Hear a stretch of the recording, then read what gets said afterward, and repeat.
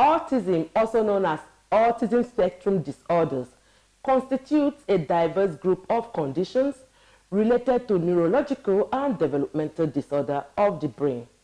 About 1 in 100 children have autism. They are characterized by some degree of difficulty with social interaction and communication. This means it affects how people interact with others, communicate, learn, and behave. Other characteristics are atypical patterns of activities and behaviors, such as difficulty with transition from one activity to another, a focus on details and unusual reactions to sensations. The abilities and needs of people with autism vary and can evolve over time. While some people with autism can live independently, others have severe disabilities and require lifelong care and support. Autism often has an impact on education and employment opportunities. In addition, the demands on families providing care and support can be significant. Societal attitudes and the level of support provided by local and national authorities are important factors determining the quality of life of people living with autism. Although autism can be diagnosed at any age, it is described as a developmental disorder because symptoms generally appear in the first 2 years of life. Today on your favorite Health TV talk show, The Physicians, we'll be talking about autism, and this part is more important because it's going to come from a mother who is a healthcare provider, and she'll be sharing her experience with a child living with autism. We'll be right back after this time out. Every day and in every way, enjoy that I find support. No matter the role you play, nutrient pack supplement for you and me. In your body, that I fight you. Darvite nutritional supplement is loaded with essential multivitamins, minerals, and natural ingredients that helps you to be at your best. Darvite from LB Pharma. Darvite, love yourself. It's another day on your amazing and, of course, favorite Health TV talk show, The Physicians, where your health is our business. Today on the show, we are going to be talking about autism. And before then, my name is Dr. Memila Yusuf Kadri.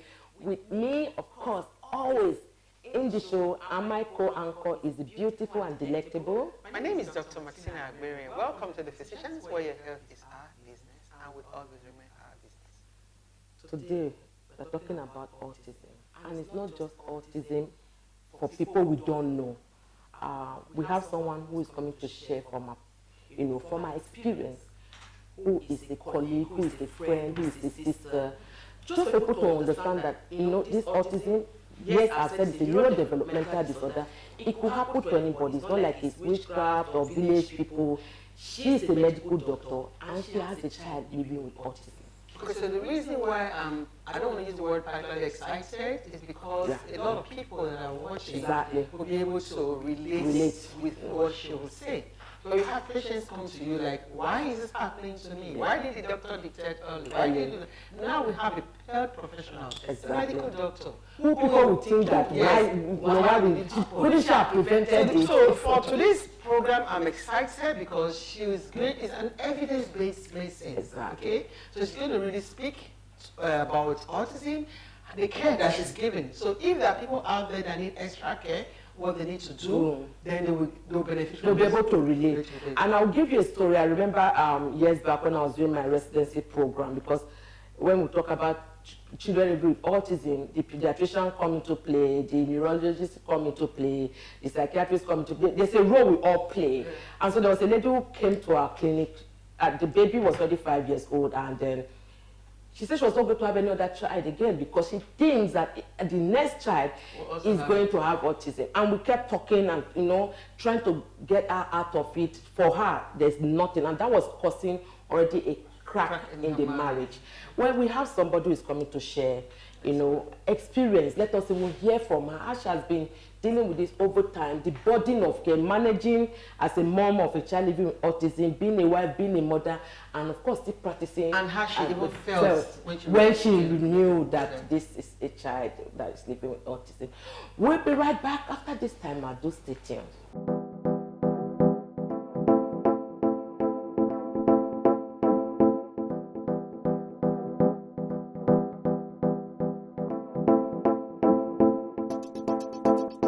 Welcome back. If you're just joining us, this is your favorite health TV talk show, The Physicians, where your health is our business. Today, with us in this show is a lovable and amazing sister, colleague, and friend. She's no other person than Dr. CHIBUKI AIGBE. She's a medical practitioner with One Wellness. Dr. AIGBE, you're welcome. Thank you. You look good. Thank you. Is it pinky? And then, of course, look at the... You know, when you see these things behind, you know this is Dr. Yeah, exactly. With all the accessories and all that. Thank you. It's good to be back here. It's always amazing when I'm here on set with you. And we love you when you are here. Because it does make it easier. The conversation flows easily. Thank you. So today we are talking about autism. For our viewers out there, we want you to be able to tell us about autism and what is your story. Okay, so it's going to be, I'll try and balance it. You know, I don't want to be the medical doctor on the show. Yes, we appreciate that. But I want to be the mother of a child living with autism who is a medical doctor. I don't know if that makes sense. Yeah, a lot. So, I mean, yes, we know, or we may know autism is a neurodevelopmental disorder, okay, but to the layman, that's quite big, okay? Yeah, right. So this autism, first and foremost is a spectrum, okay? So it's like, it's not linear, it's not from good to bad, okay? But it's a spectrum in the way that some things are good, some things are bad. And what are these things that can be good and what are things that can be bad? Communication, social interaction. In the books, you won't see cognition, you know, medically it says it spells cognition, but sometimes in the real sense of in the practicality of it, sometimes it may affect cognition.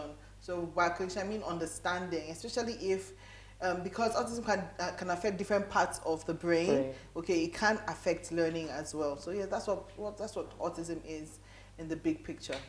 Yeah. So as a medical practitioner, a lot of times people just believe that we are superhuman. So if we are the ones diagnosing, we shouldn't also fall ill. In fact, people believe that why should doctors even die?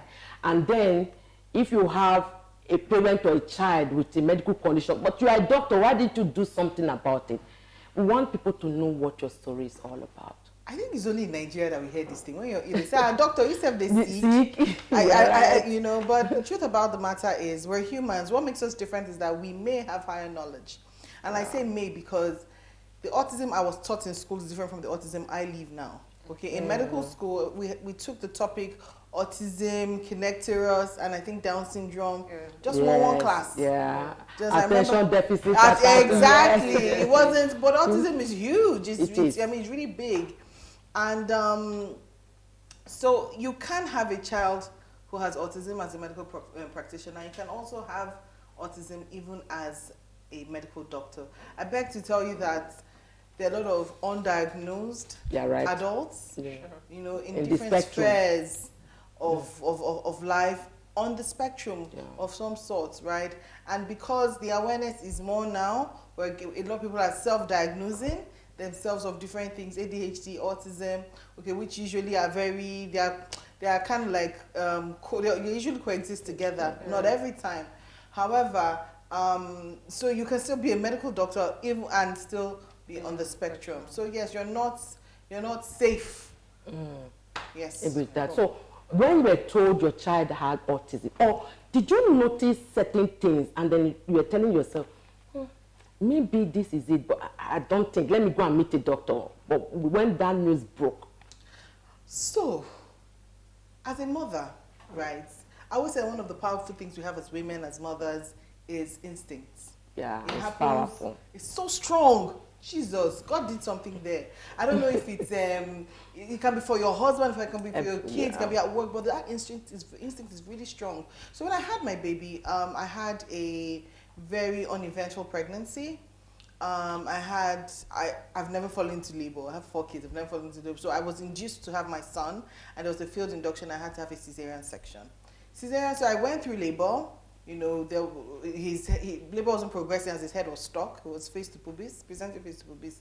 So we had to go in for emergency C-section. But he did cry immediately after birth. We know the significance of that. Yes. Exactly. So we're not expecting. He cried? Yeah, he cried. Okay. Immediately after birth. So we know that there was immediate oxygen flow to the head and all of that, to the brain. And so it was pretty much a very good neonatal period, pregnancy and neonatal period. Postpartum. And then, however, I was reading, at like 2 weeks of age, he had some breathing issues. He had severe stridor. So you'll be here in this room and you hear my son breathe from the next room. He had very noisy breathing, and even with you know, coastal, what's this? Sternum withdrawal inside. And then we had he'd seen everybody. He saw ENT, he saw cardio, he saw everybody. And then we ended up saying, you know, he was diagnosed with, I forgot the name, I'll remember. Anyway, that means that he wasn't really getting correct oxygen perfusion to his brain. But anytime we checked his SpO2, it was okay. I do remember that he had some sinuses around his lips. They were blue, but you couldn't tell, is it his color? Because my son is a black boy, very handsome, by the way. You know, so but as he progressed as well, I could see that he was still stiff. You know, a child is born with some reflexes and so, but he was still quite stiff. Something was wrong, I thought. But again, you struggle as a medical doctor. Is it your knowledge that is killing you? Are you knowing too much? What is Start making diagnoses in our head. But you know, you just have it somewhere at the back of your mind that everything doesn't seem to be okay. So we had delayed milestones. He didn't want to sit. He didn't want to walk. So he started to cruise. You know, when you hold a piece of furniture and, you know, move around. At about, let me say, he was almost 2 anyway, when he finally walked. Maybe 22 months, 20 months. I argued this with my husband a lot. But it was late, quite delayed. I mean, he was 2. So at age 4, I still wasn't convinced because my son was bouncing off the walls. He was very restless. He didn't have speech for age. I mean, he's a 4-year-old. I don't expect a 4-year-old. I expected some level of communication from him. Okay, and then I realized, well, he didn't really babble. He was talking, mind you. My son had speech. He was talking, but I didn't feel he had speech for age. Okay. Right? He could say everything, but I thought I should have been able to converse more with him.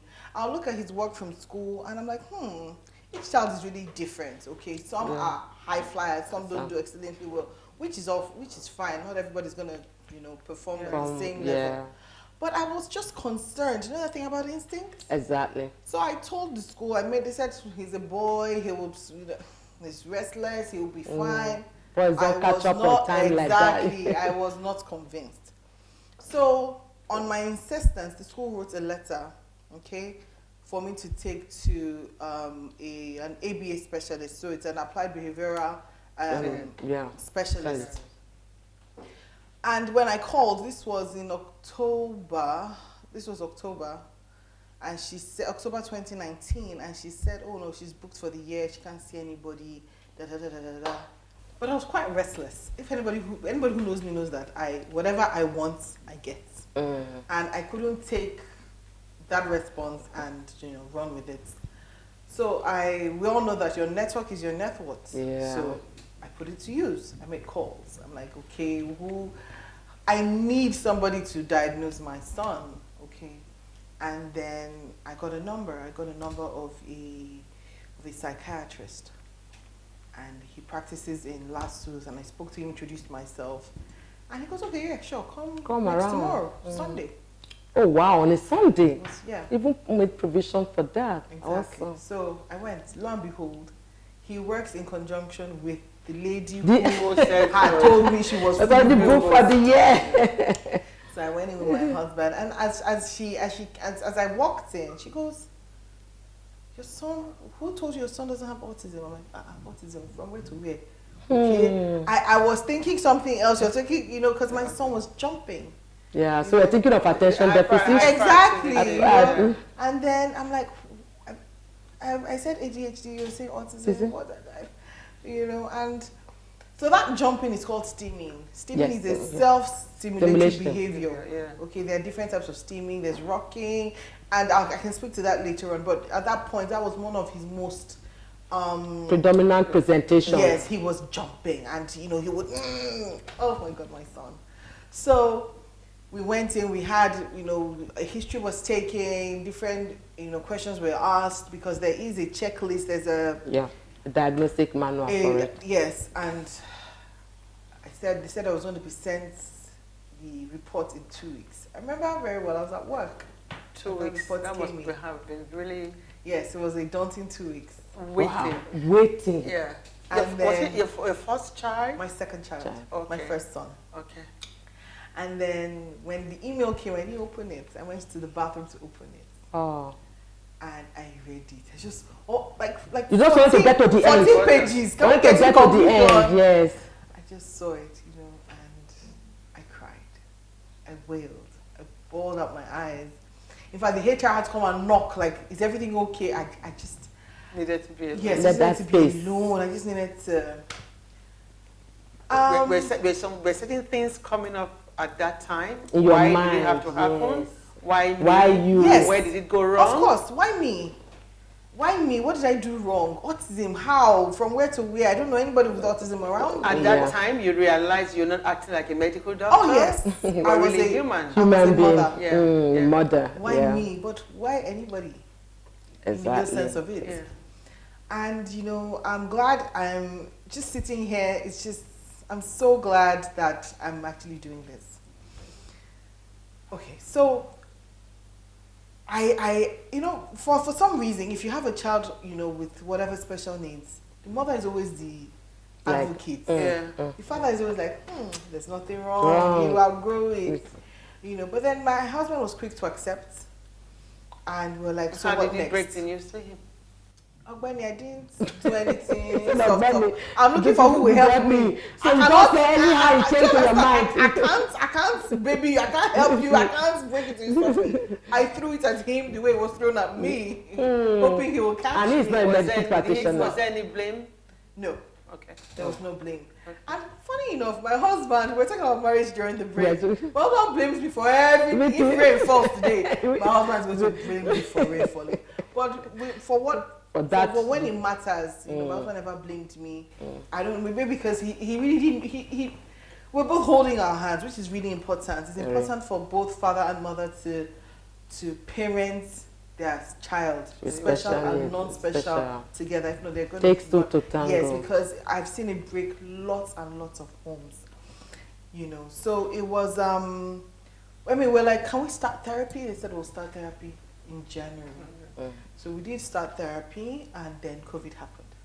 And in that therapy, in 3 months of therapy, there were gains. I'll really be honest. They were really, like, he picked up. It was like a child waiting for help. And when that help came, he ran with it.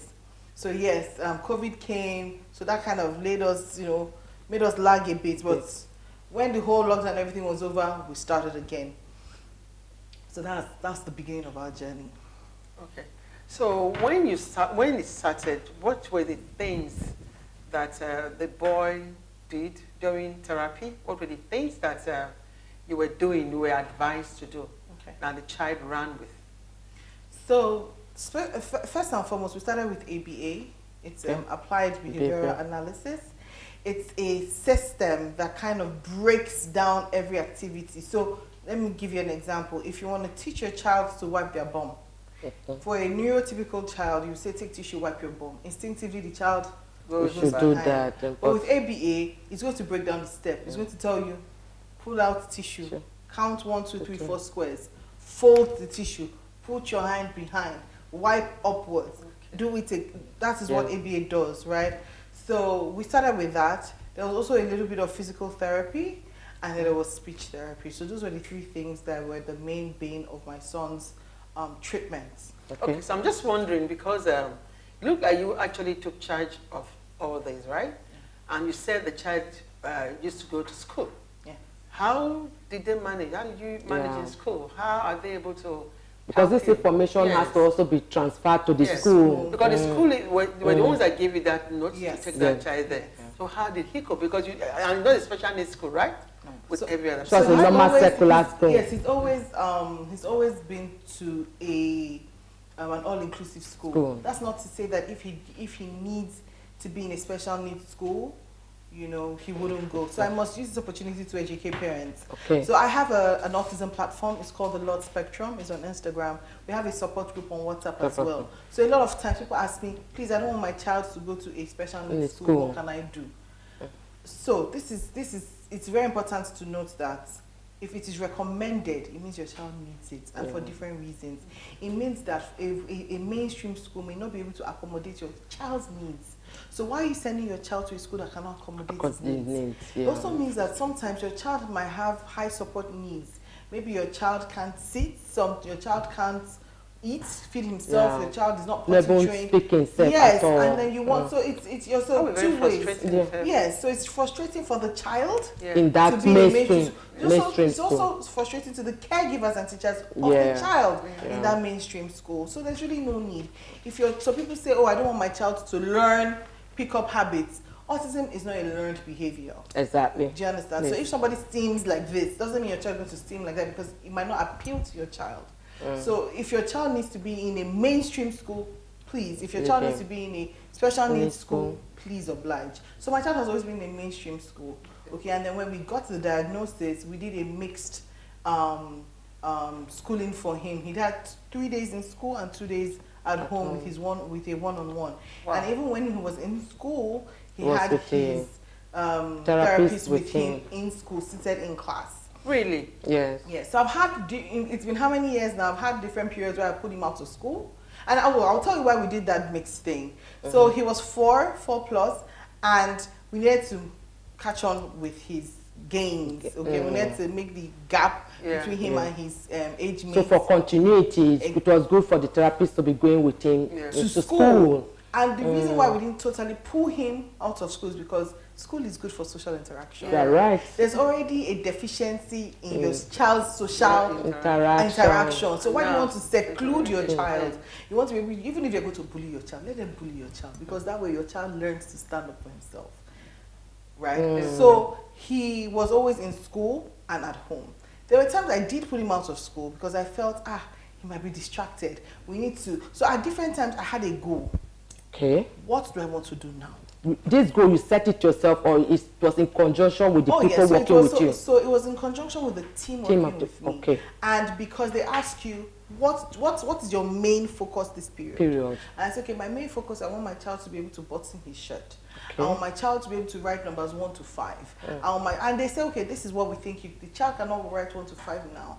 The child, we're going to do what we call an IEP. The child will write 1 to 3. Individualized educational plan.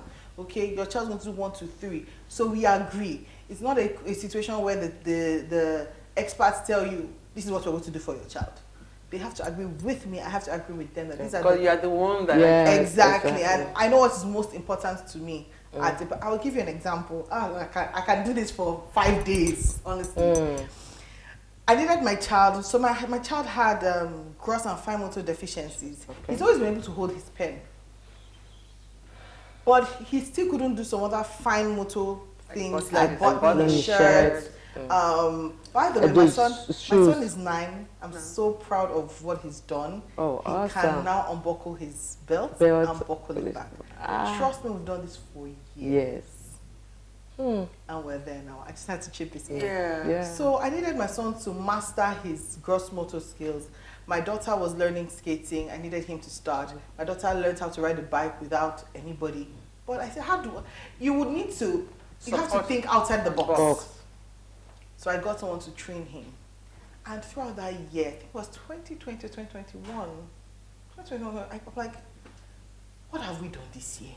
All the things I had, this is me as a parent. all the goals I had set, my son had not met it. Met them. That could be frustrating. It could be frustrating. The therapists are telling you he has done this. I'm not seeing it. What they're seeing is different from what I'm seeing. And then I looked out my window and I saw my son riding a bike. I can imagine the joy. Oh. I said, look at me looking for things in the air. He's also celebrating the small wins. Yeah. And that was a major lesson for me. And I have never, forgotten that. And that's what I teach everybody. Celebrate your small wins. Yeah, while waiting for the big ones. I love the fact that you are ending with this. Celebrate your small wins while waiting for the big ones. You said earlier on that in 5 days you can keep talking about this. So we are going to continue this next week in the next episode, because we can't just let you go without sharing, because a lot of nuggets that our viewers and people that are going to watch this later, especially other parents, and getting to know what they need to do and how to move way forward. We'll be right back. Every day and in every way, enjoy that I find support. No matter the role you play, you jump back some limits for you and me. In your body, that I fight you. Darvite nutritional supplement is loaded with essential multivitamins, minerals, and natural ingredients that helps you to be at your best. Darvite from LB Pharma. Darvite, love yourself.